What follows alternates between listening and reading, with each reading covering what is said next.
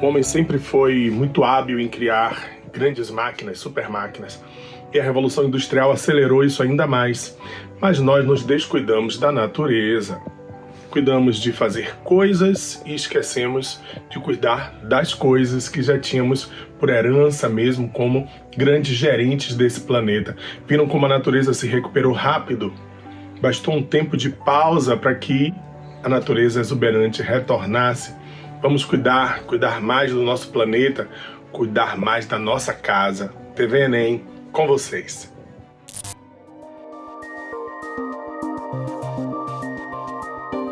Fala galera, tudo bem com vocês? Professor Jarbas Jesus aqui com vocês. Estou aqui para mais uma dica esperta na preparação de vocês para o Exame Nacional do Ensino Médio. E hoje o tópico da vez é trabalho. Vocês estão aí avançando nos estudos de vocês e o Enem aborda esse tema em algumas situações, eu até destaquei ali. A gente vai, na forma de tópicos, trazer para vocês aqui algumas observações importantes sobre esse tema, tá, gente? Então, trabalho, a primeira coisa importante que você deve lembrar é que trabalho é um equivalente numérico energético, portanto é uma grandeza escalar, mas a gente vai colocar aqui na forma de alguns tópicos, de maneira bem resumida, porém objetiva, esse debate para vocês. Então, no tópico 1, o trabalho mede a quantidade de energia transferida para um corpo por meio da ação de uma força. Nesse sentido, a gente pode então entender que a força, que atua sobre um corpo é o agente físico transferidor dessa energia e naturalmente que esse corpo que recebe essa energia por meio da ação de uma força vai naturalmente promover movimento, deslocar-se. É justamente isso que a gente traz aqui no tópico 2, que a realização de trabalho, o deslocamento desse corpo, que sofreu a ação da força, é um deslocamento do mesmo na mesma direção de atuação da força. Então, isso é algo importante, porque muitas cobranças são feitas nesse sentido e o aluno esquece um pouco, Então, eu volto a repetir isso que é bastante importante. O deslocamento realizado pelo corpo ocorre na mesma direção da força quando existe realização de trabalho pela mesma. Isso é importante. 3. O trabalho é um equivalente escalar. Então, o trabalho é uma grandeza escalar. Então, digamos que se eu tenho a situação em que várias forças atuam sobre uma mesma partícula e eu desejo calcular o trabalho resultante, eu deveria, portanto, fazer uma soma escalar das transferências energéticas associadas a cada uma das forças. Então, gente, de modo geral, a gente tem essa expressão aqui para o cálculo do trabalho, para o cálculo do equivalente energético.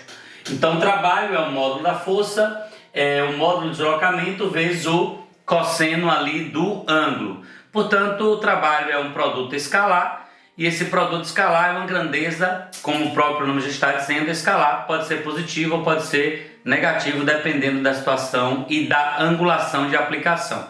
Esse D aqui representa o deslocamento, o F representa a força que está sendo aplicada e esse θ aqui, gente, é o ângulo que existe entre a direção de aplicação da força e a direção onde ocorre o movimento da partícula. Então essa é a lei geral para o trabalho.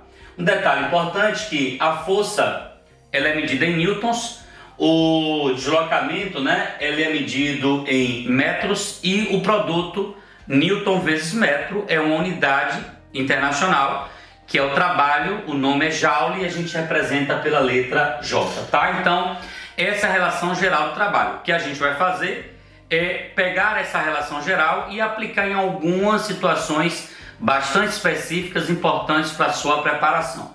Então, coloca aqui no item 4, trabalho de uma força paralela. O que significa dizer que o trabalho está sendo realizado por uma força paralela? Quer dizer que a força ela está atuando no mesmo sentido do deslocamento efetivado pela partícula. Portanto, o cosseno entre essas duas grandezas é zero. Neste caso, o trabalho é simplesmente escrito pelo módulo da força vezes o espaço percorrido. Portanto, será um trabalho positivo e a gente vai classificar esse trabalho positivo como sendo motor. Esse trabalho motor significa dizer que ele vai promover um aumento de velocidade da partícula durante a atuação dessa força. No item 5 eu trago o trabalho de uma força antiparalela. Antiparalela seria uma força que atua no sentido contrário ao deslocamento da partícula, né? Então você pode pensar, por exemplo, no atrito, né? Nesse caso também. Nessa situação, esse trabalho é escrito por menos F vezes ΔS. Neste caso, o trabalho será negativo. Esse trabalho negativo, você pode, já que nesse caso você chamou de motor, você pode nesse caso aqui chamar esse trabalho de resistivo. E um trabalho resistivo é aquele trabalho em que o resultado dele seria a diminuição da velocidade instantânea do corpo que sofreu ação da força. Então temos aí a relação geral, o trabalho motor e o trabalho resistivo. Uma outra questão também bastante abordada, que você deve estar atento, né? O Enem também gosta de fazer essa cobrança, é o trabalho associado à força-peso. E aí nesse quesito eu gostaria de chamar a atenção para vocês de uma característica importante do campo gravitacional. O campo gravitacional é um campo conservativo, né? E a força-peso, naturalmente, que é derivada desse campo, seria uma força conservativa. Bom, o que é que há de importante nisso, sendo uma força conservativa? Trabalho de forças que são conservativas não dependem da trajetória, né? Então é muito importante nesse caso, porque você vai medir apenas, analisar na verdade apenas os dois pontos importantes, o ponto de onde saiu a partícula e o ponto onde ela chegou. Então independe da trajetória. Quando o trabalho independe da trajetória, a gente diz que esse trabalho está associado à ação de uma força que a gente chama de força conservativa. Além disso, uma outra característica importante de campos conservativos, né, de forças conservativas, é que esses campos conservativos permitem o que nós chamamos de reversibilidade energética, né? Essa reversibilidade energética permite, por exemplo, numa queda de um corpo, a transformação de energia potencial em energia cinética, por exemplo, na subida, o contrário disso. Então, isso é importante. E aí, para essa força-peso, eu destaquei ali duas situações. Esse trabalho pode ser positivo ou ele pode ser um trabalho negativo. Quando é que o trabalho do peso é positivo? O trabalho do peso é positivo quando o corpo está sendo acelerado por essa força, né? Então isso ocorre numa descida, por exemplo, né? Se eu abandono um corpo, à medida em que ele desce, a força-peso vai acelerar, aumentar a velocidade desse corpo. Já no sentido contrário, imagina um corpo sendo lançado para cima, a força-peso neste caso vai atuar para desacelerar esse corpo na sua subida. Então, neste sentido, o trabalho da força-peso seria um trabalho resistivo. Por isso que aparece trabalho do peso menos mgh quando é subida e aparece trabalho do peso igual a mgh quando é descida. Isso é importante. Importante também relembrar que, no caso de forças conservativas, o trabalho não depende da trajetória, tá? Gente, trago uma outra observação também bastante cobrada, que é o seguinte: eu comentei no início dessa aula que o trabalho ele é contabilizado, realizado, levando em consideração o deslocamento feito pela partícula na mesma direção de atuação da força. E existe uma força especial, uma força centrípeta, o componente centrípeta da força, que, por suas características dinâmicas, essa componente centrípeta atua de forma perpendicular ao deslocamento do corpo. Então, se a gente calcula o trabalho da força centrípeta, eu coloquei aqui do lado, o trabalho da força centrípeta é o módulo da força centrípeta vezes o módulo de deslocamento vezes o cosseno. Só que o cosseno entre o deslocamento e a força centrípeta é 90 graus. E o cosseno de 90 nós sabemos que vale zero.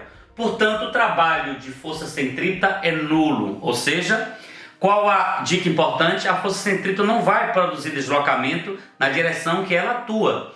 Isso é verificado, por exemplo, no sistema Terra-Lua por meio da força gravitacional e, resumindo, para qualquer força centrípeta não há realização de trabalho. Na dica 8 eu trago a medida gráfica do trabalho. Neste caso, eu tenho que ter o trabalho, o gráfico sendo dado em função da força e do deslocamento. Você pode fazer uma soma algébrica. Para a área superior, o trabalho vai aparecer positivo, para essa aqui negativa, e você faz esta soma. Isso também é bastante cobrado, e as áreas são bastante simples. E na dica 9, gente, eu trago uma dica que o Enem também cobra, chamado Teorema da Energia Cinética. Ora, o trabalho é a transferência de energia, e uma das medidas energéticas importantes é a energia cinética. Então o trabalho pode ser a variação, o equivalente da variação dessa energia, para mais ou para menos. Então, por exemplo, eu posso ter a massa do corpo aqui, e a partir da ação de uma força eu posso aumentar a velocidade desse corpo ou diminuir a velocidade desse corpo, e essa relação é chamada de Teorema da Energia Cinética, e o Enem já cobrou também em várias situações essa abordagem. Tá, gente? Um abraço, estudem, até a próxima com o professor Jarbas de Jesus. Um abraço!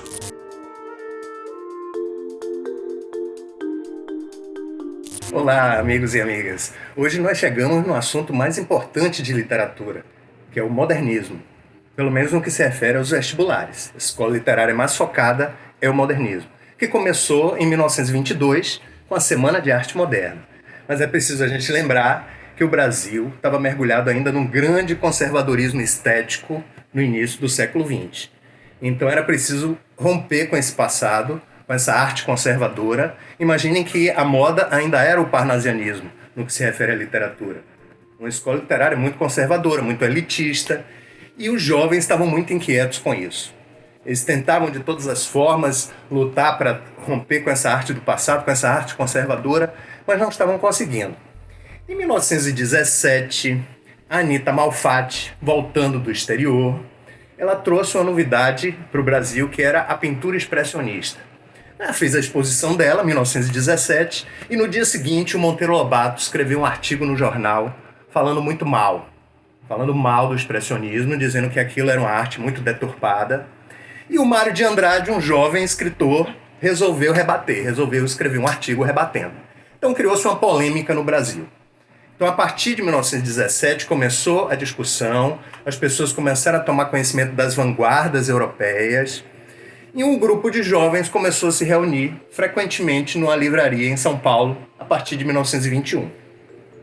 A partir desses encontros, eles marcaram um evento para acontecer em 1922, seria o início do modernismo brasileiro.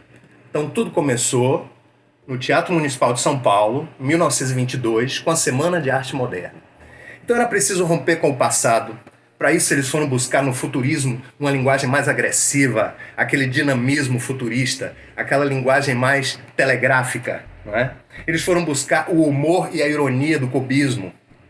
Mas ao lado dessas influências das vanguardas europeias, eles queriam descobrir a nossa identidade. Então, a questão identitária é uma questão muito forte no modernismo. Era preciso investigar a nossa história e buscar a nossa identidade étnica, quais as raças que formaram o Brasil. E queriam descobrir a nossa identidade cultural. E como somos um país muito diverso, não é fácil encontrar uma unidade nisto tudo. Então foi uma pesquisa árdua da turma de 22, a busca da identidade nacional. Outra coisa muito importante para eles era a questão da linguagem. Porque a linguagem parnasiana é uma linguagem muito elitista, uma linguagem ainda muito ligada às normas cultas da língua.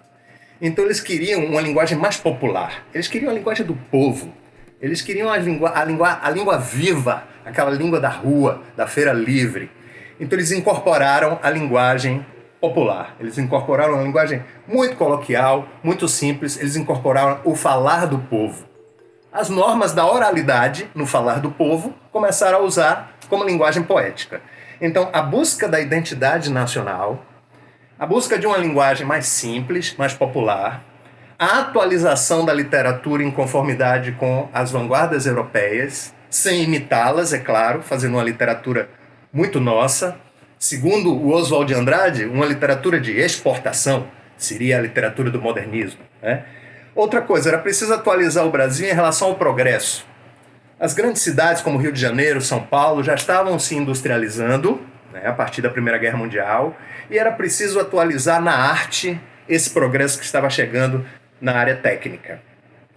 Então, a chegada dos imigrantes deu uma grande força para isso, porque vieram muitos italianos, e a gente sabe que a origem do futurismo é a Itália. Então, olha uma ponte aí interessante, essa chegada desses imigrantes, né? Então, era preciso olhar o Brasil na sua diversidade étnica, era preciso olhar o Brasil nos seus espaços mais pobres, onde está o povo, onde está a parte viva, pulsante do país, e não na elite, e não na área altamente aristocrática do Brasil, que era o que se estava fazendo no parnasianismo, né? Então, era preciso romper com as estruturas arcaicas e entrar de vez nessa modernização que o futurismo estava trazendo para a literatura. É isso? Bom, a partir da Semana de Arte Moderna, começaram a se formar grupos. Porque algumas ideias, algumas pessoas com afinidades, né, de ideias começaram a se agrupar e alguns grupos se formaram. O Grupo Pau-Brasil, por exemplo, foi um grupo muito importante na pesquisa da identidade nacional. O Oswald de Andrade, que escreveu a poesia Pau-Brasil, ele foi em busca nas diversas capitais brasileiras da sua cara, mas aquela cara ao estilo moderno, não é? Não é aquele retrato antigo ao estilo arcaico, é uma linguagem mais dinâmica, uma linguagem bem mais telegráfica. Então, a poesia Pau-Brasil, o grupo Pau-Brasil se interessou muito por essa pesquisa da identidade nacional. O grupo de antropofagia. O grupo de antropofagia, ele quis buscar o lado primitivo do índio para incorporar a nossa cultura. Que caráter é esse que o ser humano tem aqui no Brasil? Que caráter é próprio do homem brasileiro? E que parte desse caráter nós herdamos dos índios?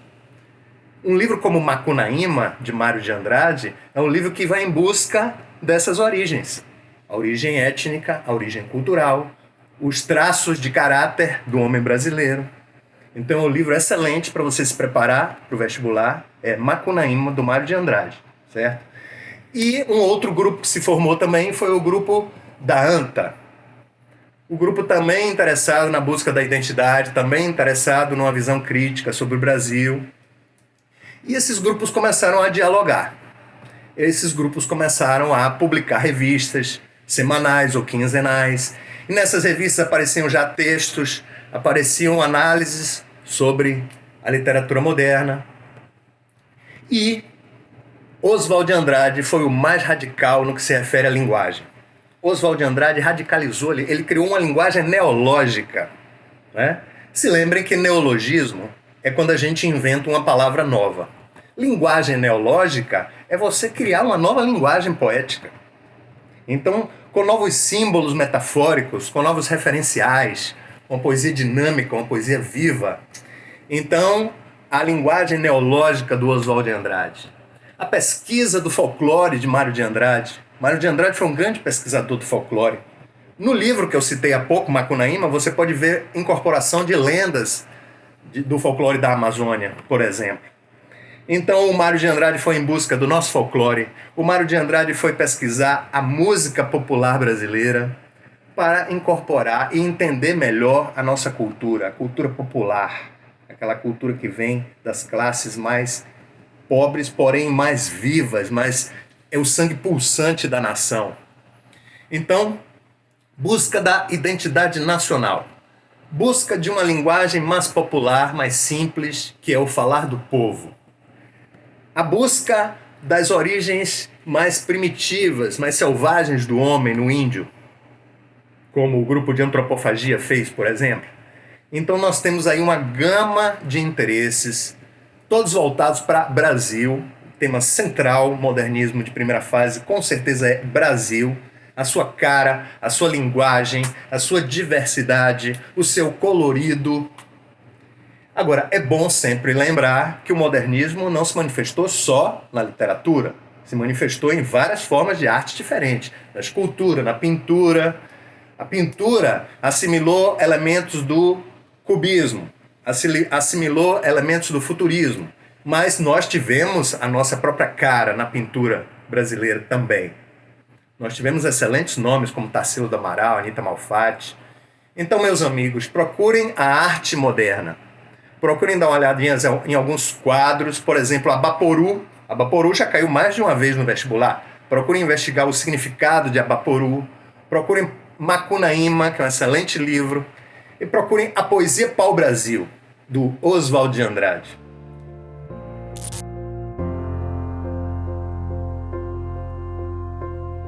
Oi, gente, meu nome é Marília Carvalho e eu tô aqui para uma dica de cinema que vai ser fantástica. Inclusive, isso tem a ver com a dica.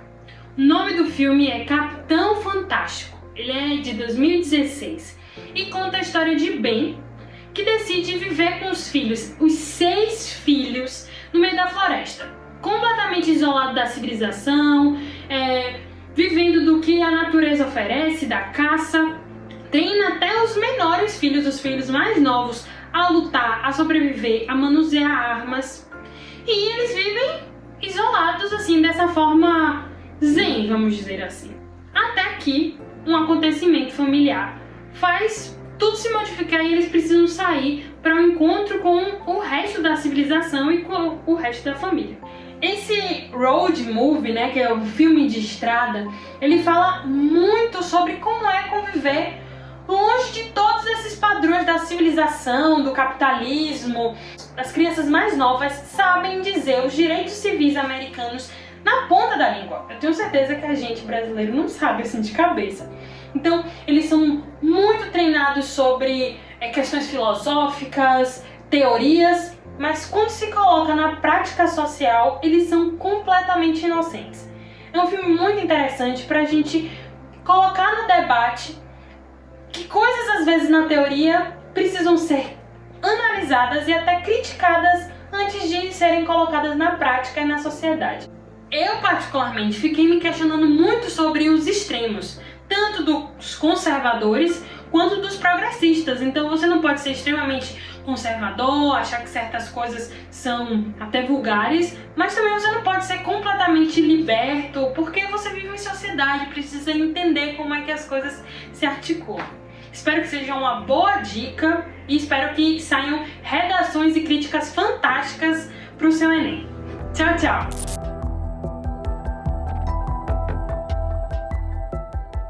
Olá pessoal, tudo bem? Eu sou o professor Cadu, professor de Geografia, e eu vim falar com vocês hoje sobre cartografia, mas dessa vez vamos falar de fusos horários. Esse assunto é um assunto bem importante para a maioria dos vestibulares, para o Enem, para muitos vestibulares que pelo país inteiro têm cobrado esse tema nos últimos anos.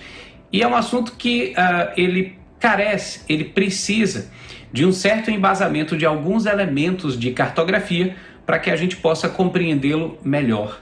Eu preciso lembrar para vocês, agora nesse momento, antes de falar de maneira mais profunda sobre fusos horários, de longitude, de latitude, apesar da latitude não influenciar nos fusos horários, mas para que a gente não confunda com a longitude, de paralelos, de meridianos, de hemisférios. Então vamos primeiro falar sobre isso, para que depois a gente chegue ao ponto principal desse nosso papo aqui, que é fuso horário. Bom, existem linhas imaginárias que cortam o globo terrestre no sentido horizontal e no sentido vertical.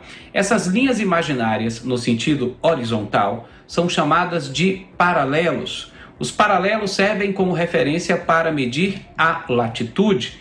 O paralelo principal do planeta é o Equador. A sua latitude é 0 grau. Ele corta o planeta exatamente na relação norte-sul em seu centro, dividindo o planeta em 2 hemisférios, o hemisfério norte ou setentrional, também pode ser chamado de boreal, e o hemisfério sul ou meridional, que também pode ser chamado de austral.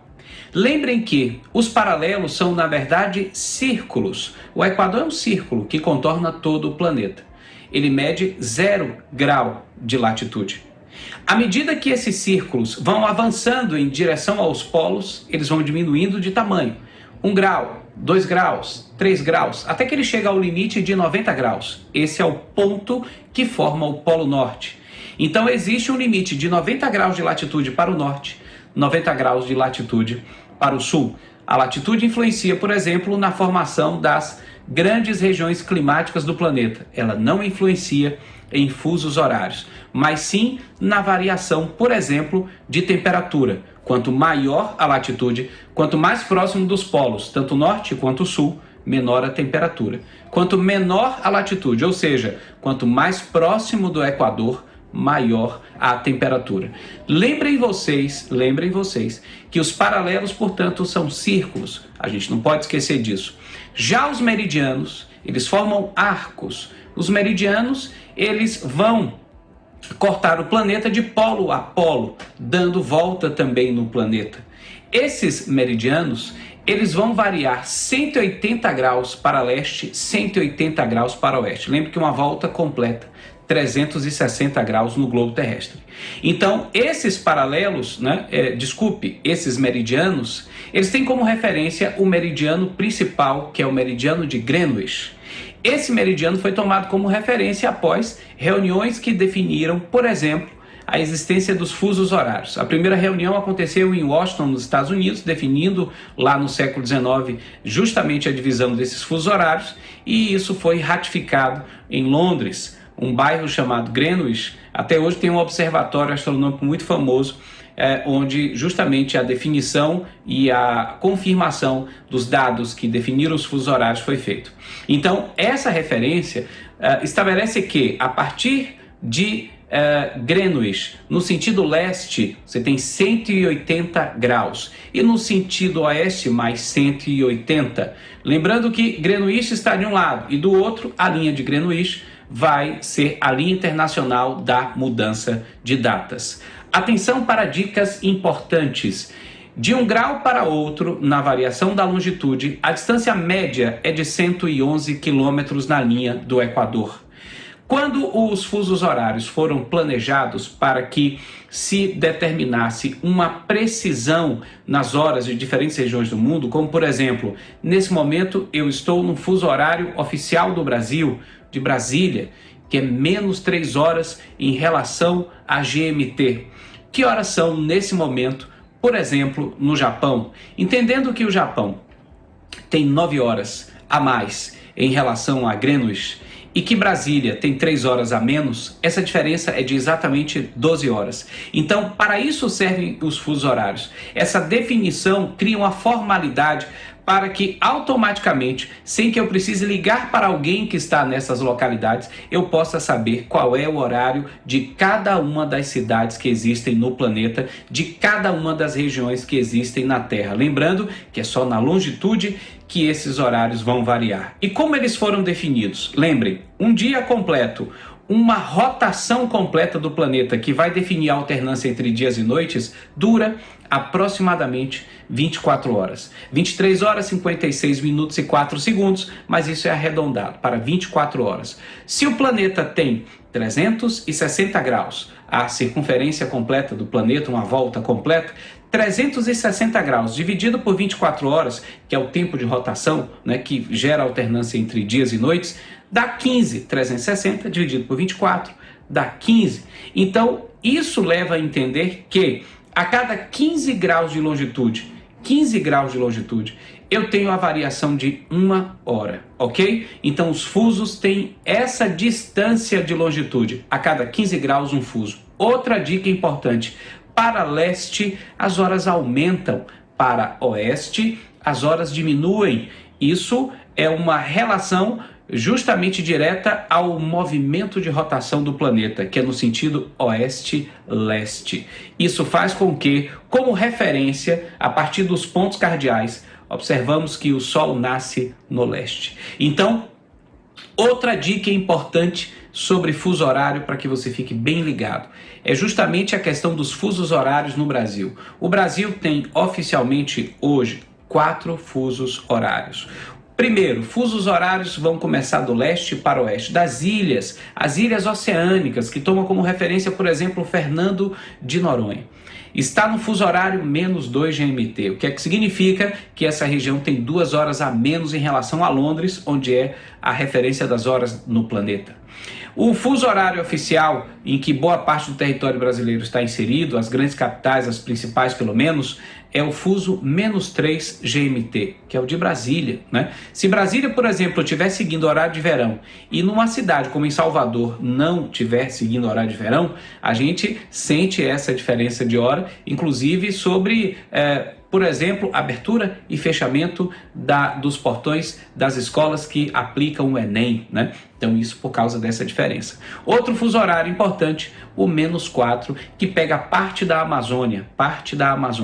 E o menos 5, que pega basicamente só um estado brasileiro, que é o Acre, e um pedacinho do estado do Amazonas. Então, atualmente temos 4 fusos horários. É importante que vocês não esqueçam, menos 2, menos 3, oficial de Brasília, menos 4 e menos 5. Então, por que o Brasil tem diferença de fuso horário tão grande? Porque o Brasil é muito extenso no sentido leste-oeste, ou seja, o Brasil tem uma variação latitudinal muito grande. Só para a gente fechar esse papo, vamos lembrar do conceito, a partir do que eu acabei de falar, de latitude, né? Só para a gente não confundir com longitude, porque o foco é longitude, fuso horário. Latitude é a distância em graus, medida a partir dos paralelos, no sentido norte e sul, tomando como referência o paralelo principal, que é o Equador. Já a longitude é a diferença em graus, a diferença angular, medida a partir dos meridianos, só que no sentido leste-oeste, tomando como referência o meridiano principal, que é o meridiano de Greenwich. Valeu, galera? Então, forte abraço para vocês, estudem, exercitem, façam questões, corram atrás e muito sucesso. Grande abraço.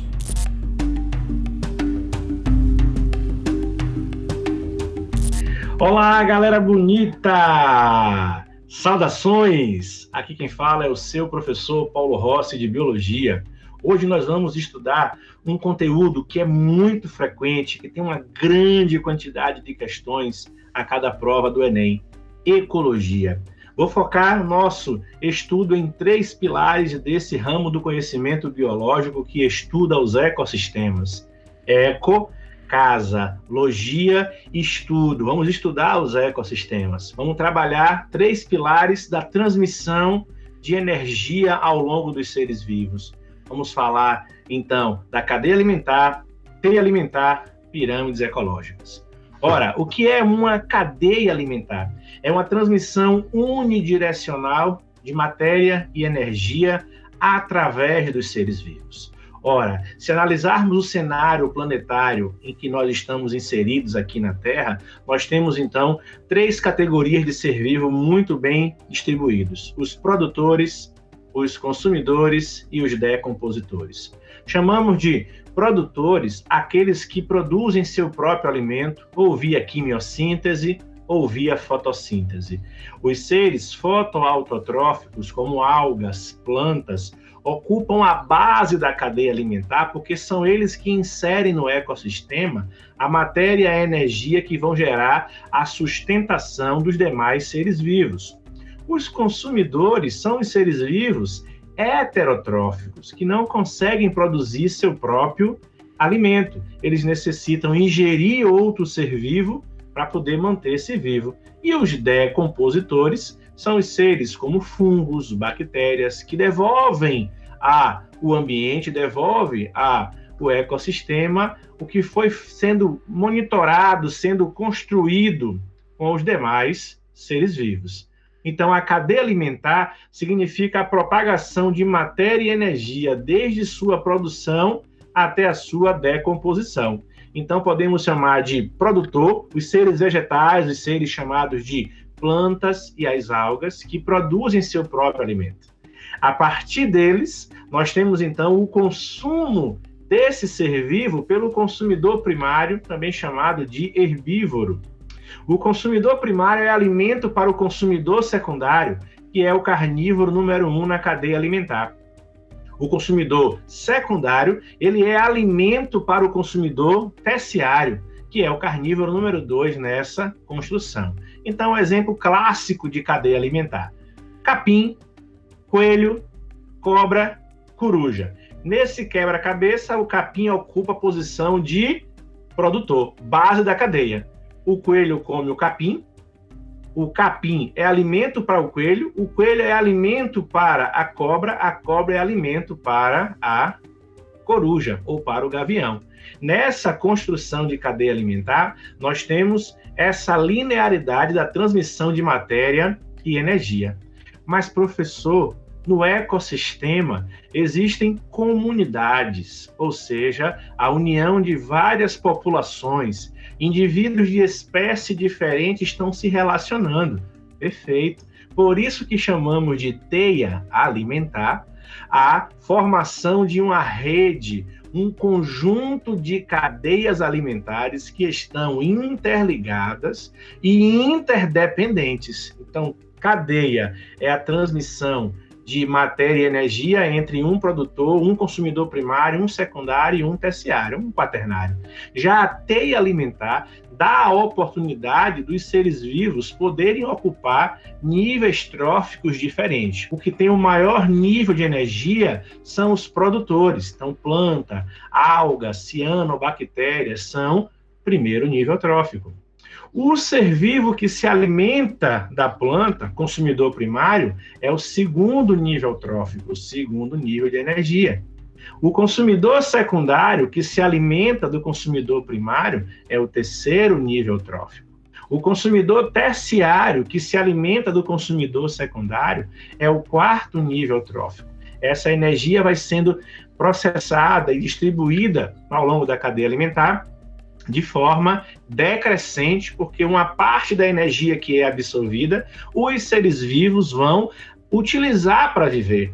Por isso que o Enem gosta de cobrar para vocês uma equação mais ou menos assim: PPL igual a PPB menos o consumo. O que seria essa PPL, professor?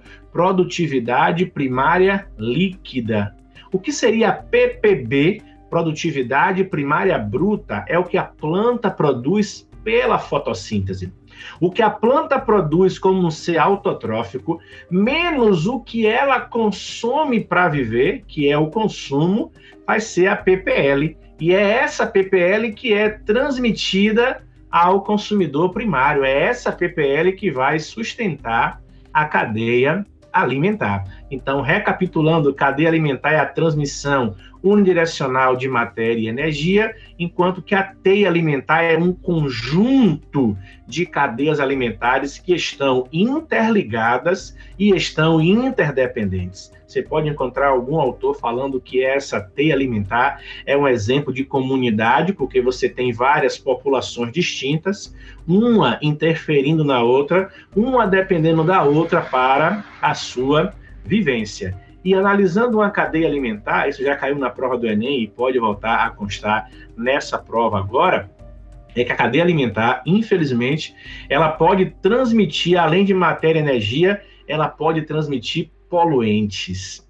Só que o poluente, ele não é transmitido de forma decrescente, ele é transmitido de forma crescente na cadeia alimentar. Por isso que nós chamamos carinhosamente esse processo de bioacumulação ou simplesmente magnitude trófica.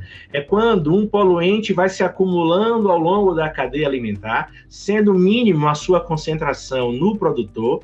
Como o consumidor primário ingere vários produtores, vai aumentando a quantidade, o secundário come alguns primários, vai aumentando até chegar ao último elo da cadeia alimentar, aonde esse poluente está no nível elevado. Então eu posso dizer a vossas senhorias que a bioacumulação ou magnitude trófica é uma grandeza que se propaga na cadeia alimentar de forma inversamente proporcional à energia.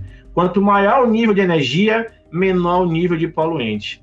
Quanto menor o nível de energia, maior o nível de poluente. Existem algumas formas gráficas de representarmos a cadeia alimentar. E aquela que é mais utilizada na prova do Enem e de vestibulares chama-se pirâmides ecológicas. É uma representação gráfica na qual nós temos retângulos que vão estar simbolizando esses níveis tróficos. A pirâmide, ela tem retângulos na base que vão sendo sobrepostos um em cima do outro até chegar ao topo. O retângulo que está mais abaixo da imagem sempre vai representar os produtores, sempre vai representar o ser vivo que produz seu próprio alimento. As pirâmides ecológicas podem ter 3 tipos. Pirâmide número, que representa a quantidade de indivíduos em uma cadeia alimentar.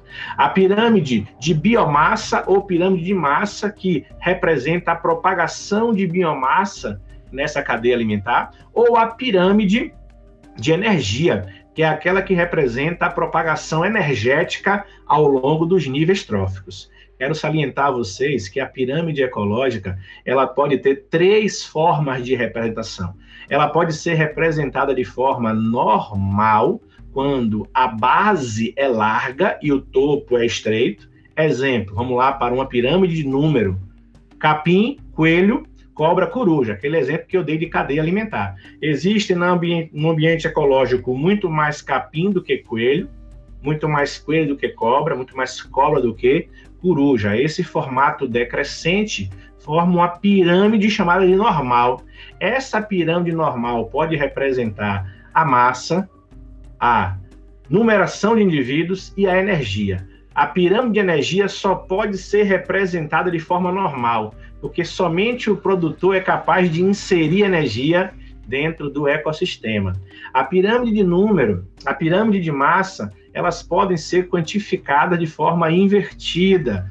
A pirâmide de número invertida e a de massa, quando falamos da massa de acumulação de oceanos, como é o caso do fitoplâncton e do zooplâncton. E a pirâmide de número ainda pode ser representada na forma mista. Então, essas são as dicas para vocês sobre transmissão de energia. Aquele beijo, valeu!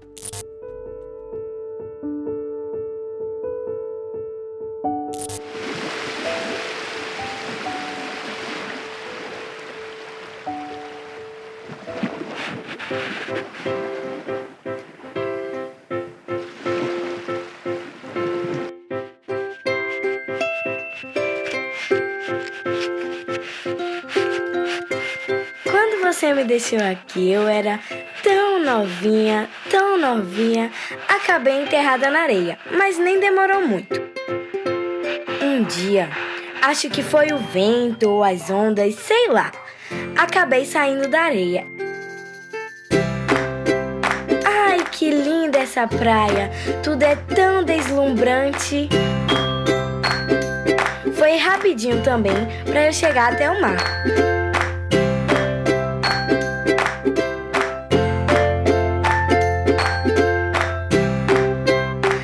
Que delícia! A água friazinha.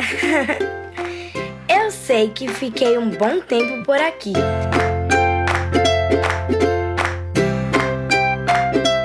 E os anos foram passando.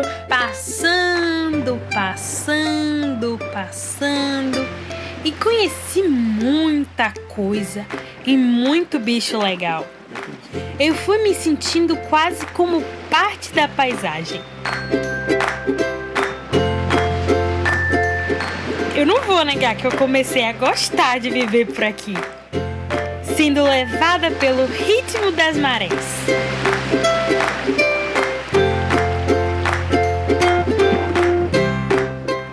Isso parece quase um balé.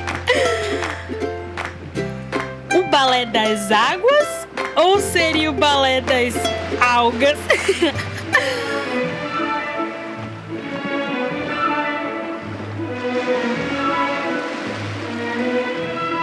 Um ritmo bonito. Pra lá e pra cá, Pra lá e pra cá. Como disse, fui conhecendo muita coisa. Um bocado de tipo de planta e um bocado de tipo de bicho. Conheci o senhor Budião, a dona Maria Preta, a assustada donzela azulada, dona Peixe Borboleta e o jovem barbeiro, sempre de prontidão o suboficial Sargentinho e o belo baiano Zazu. Conheci o senhor Peixe-Porco. Para todos, não parecia que eu era muito popular por aqui, não. Mas o que me chamava muita atenção era um bicho grande que às vezes chegava, me olhava,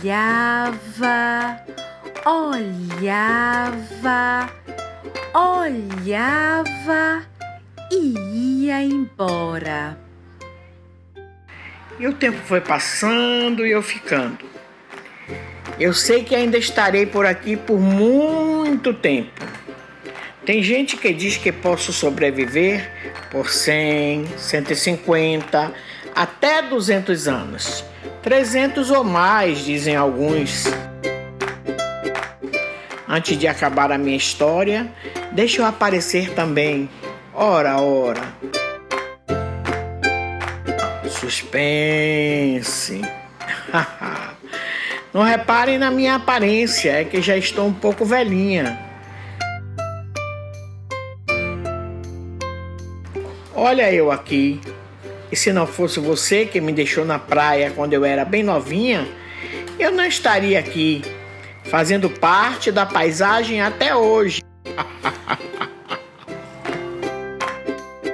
Tchau, até o próximo século.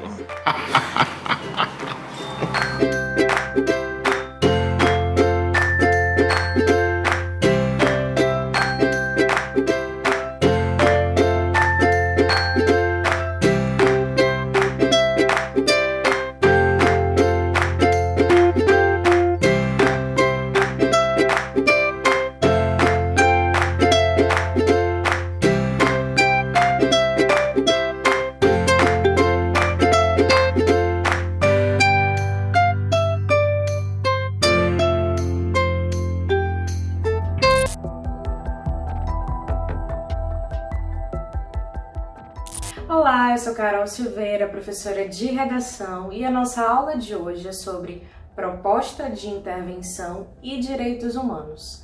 Em outras palavras, a nossa aula de hoje é sobre competência 5 do Enem.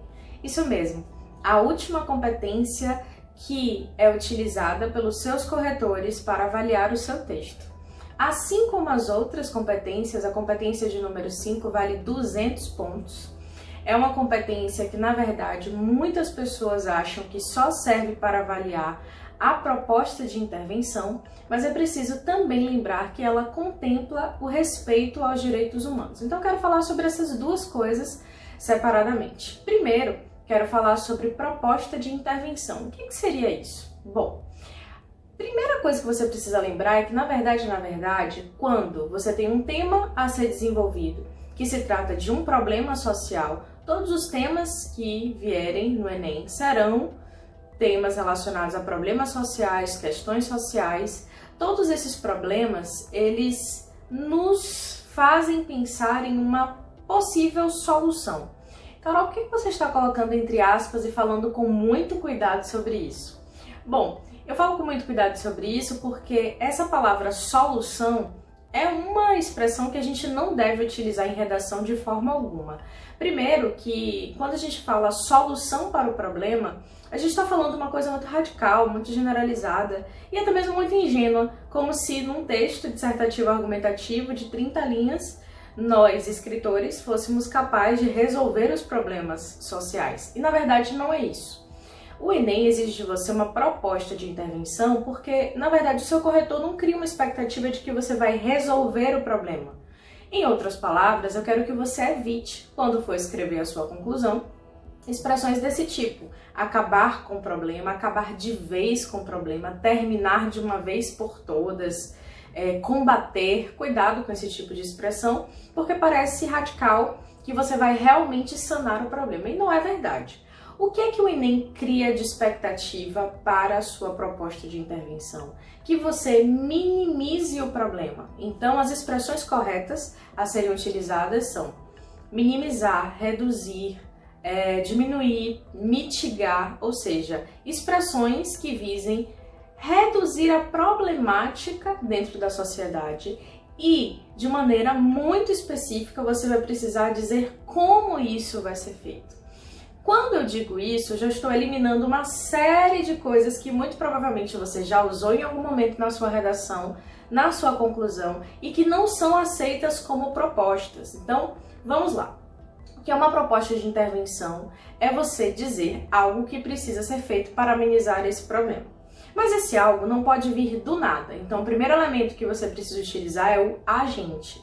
O agente deve ser um órgão, um ministério, um conselho, uma instituição responsável por aquilo dentro dos poderes públicos. Então, a palavra governo não deve ser usada como agente. A gente vai dizer, olha, se o tema é sobre saúde, Ministério da Saúde. Se o tema é sobre violência, Secretaria de Segurança Pública, Ministério da Justiça, enfim. Você vai situar exatamente a sua problemática, que é pertencente a um eixo temático, dentro de um ministério, de um agente específico. Então, quanto mais específico você for com o agente, melhor para você. Sociedade não é agente, mídia não é agente, família não é agente, escola não é agente. Sério, Carol? Na verdade, tudo isso que eu falei é agente, são agentes, mas não são específicos, tudo bem? Então, para ser um agente interventor, é necessário que você especifique o órgão, o ministério, a seção do Estado, um dos 3 poderes, enfim, por aí vai. Então, o primeiro passo é estabelecer o seu agente. O agente tem que realizar uma ação. Que ação é essa? Ele vai criar uma lei, ele vai aumentar a fiscalização, ele vai, enfim, prender, ele tem que fazer alguma coisa. Essa coisa a gente chama de ação. É uma coisa simples, normalmente ligada a uma expressão verbal, verbo, ação, ou seja, o que aquele agente vai fazer. Mas mais interessante do que isso, até porque normalmente vocês já colocam agente e ação, é que vocês precisam colocar, além desses 2 elementos, mais 2 elementos. Tem um útil, mas eu quero falar desses 2 juntos, que é o detalhamento e o modo. O segredo para o detalhamento é você entender que você precisa colocar qualquer informação a mais dentro da sua conclusão sobre esses elementos da proposta. Então você pode detalhar o agente, por exemplo, se você chega na conclusão e diz o Ministério da Educação, e aí diz que é responsável por todos os setores de ensino da sociedade, pronto, você já detalhou o agente. Você pode também detalhar a ação. Enfim, você pode detalhar quantos elementos quiser. Lembrando que não é errado, na competência 5, você repetir os elementos da proposta. O que você não pode, e vai acarretar perda de pontos, é deixar de colocar algum elemento, correto? Então, você precisa detalhar algum elemento. Você escolhe qual é. Então, já falamos de 3 elementos. Agente, ação e detalhamento. O quarto é o modo. Modo, gente, significa meio. Meio através do qual essa ação vai ser possível. Então, existem expressões que são dicas, né, assim, essenciais para que você não deixe de colocar o meio na sua proposta de intervenção, que são expressões do tipo através de, por intermédio de, por meio de. Ou seja, eu posso dizer que o Ministério da Educação deve fazer campanhas publicitárias através das mídias sociais. Beleza. Ministério da Educação, agente, fazer campanha, ação, através das mídias, meio. Então, tudo que você especificar quanto modo em que isso vai ser feito, vai contar como pontuação de modo, correto? E o detalhamento, Carol, lembrando, o detalhamento pode ser sobre qualquer coisa, pode ser da ação, pode ser do agente, qualquer elemento que você queira detalhar. E de preferência, dica de Carol, coloque pelo menos 2 detalhamentos para deixar muito claro ao seu corretor que você detalhou algum dos elementos, tá certo? Por último, então, ó, agente, ação, modo, detalhamento ou detalhamento e modo. A ordem não interfere, tá certo? E, por último, o efeito. O que seria esse efeito? Efeito é o que essa ação que você propôs vai gerar na sociedade. Cuidado para não fazer um efeito vazio. Fazendo isso, vai acabar com o problema. Primeiro, que a gente não utiliza a expressão acabar. E segundo, que é para dizer de forma prática no que isso vai melhorar. Então, se eu crio uma proposta para reduzir a gravidez na adolescência, o efeito é os adolescentes não engravidarem? Simplesmente não. O efeito é evitar e reduzir a evasão escolar, que é uma das principais consequências da gravidez precoce. É fazer com que meninas tenham mais perspectiva no mercado de trabalho, porque os índices vão dizer que a maioria das meninas que engravida dentro do período da adolescência tem dificuldade de se manter no mercado de trabalho. Então você vai evidenciar um efeito específico dentro da sua proposta, correto? Então, recapitulando, o que é intervenção e proposta de intervenção? Não é solução para o problema, é uma proposta para amenizar o problema. Essa proposta precisa ter agente, ação, detalhamento, modo e efeito. Esses 5 elementos são essenciais, correto? Lembrando que você deve sempre especificar e não utilizar agentes comuns. A mídia não pode ser agente, mas pode ser meio. Então, cuidado com o sentido de cada um desses elementos. E por último, que não deixamos de falar de jeito nenhum e não podemos deixar de enfatizar, é a importância de você respeitar os direitos humanos na sua redação. Vocês sabem que existe uma Declaração Universal dos Direitos Humanos e essa declaração rege, também as competências do Enem, especificamente a competência de número 5. Se você desrespeitar os direitos humanos na sua prova de redação, você perde os 200 pontos totais da competência de número 5. Ninguém quer perder esses 200 pontos, então você não deve desrespeitar os direitos humanos. Independente da redação, você não deve desrespeitar os direitos humanos de jeito nenhum. Mas em se tratando de texto, eu preciso enfatizar isso para você. E uma pequena observação, para que você entenda que às vezes esse desrespeito aos direitos humanos pode aparecer no seu texto e nas suas ideias de maneira muito sutil e você tem que ter muito cuidado. Por exemplo, às vezes a gente imagina que desrespeitar os direitos humanos é pena de morte, é matar a pessoa. Sim, é isso também. Mas em se tratando de redação, se cai um tema sobre os desafios da educação dos surdos no Brasil e você diz que a população surda não merece ter direito à escola convencional, isso também é desrespeito aos direitos humanos. Quando cai um tema como manipulação do comportamento do usuário pelo controle de dados na internet e você diz que pessoas analfabetas não devem ter acesso à internet, isso também é desrespeito aos direitos humanos. Então, muito cuidado, porque às vezes as ideias radicais por si só, elas tendem a desrespeitar algum direito. E isso é muito problemático para a vida, para a sociedade e, sobretudo, para a redação, porque você vai zerar a competência de número 5, correto?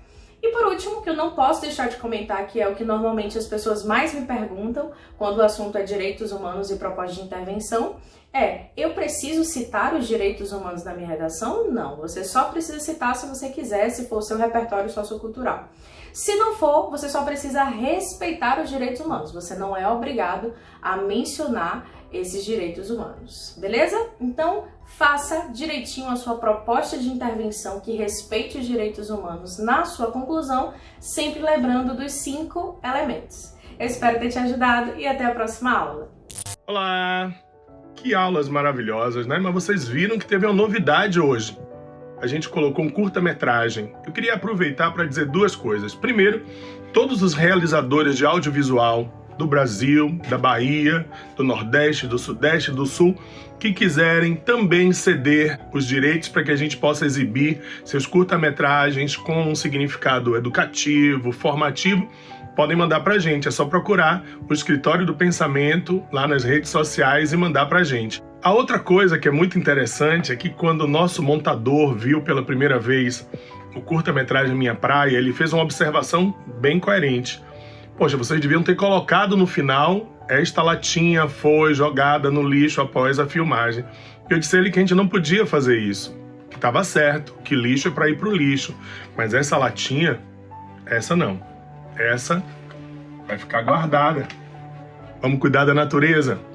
tvenem.com.br, procure nossa plataforma, divulgue aos seus amigos para assistirem a gente nas TVs abertas, na TV a cabo e, claro, nas plataformas de vídeo, canal Escritório do Pensamento. Paz, luz para vocês, vamos cuidar do planeta, vamos em frente.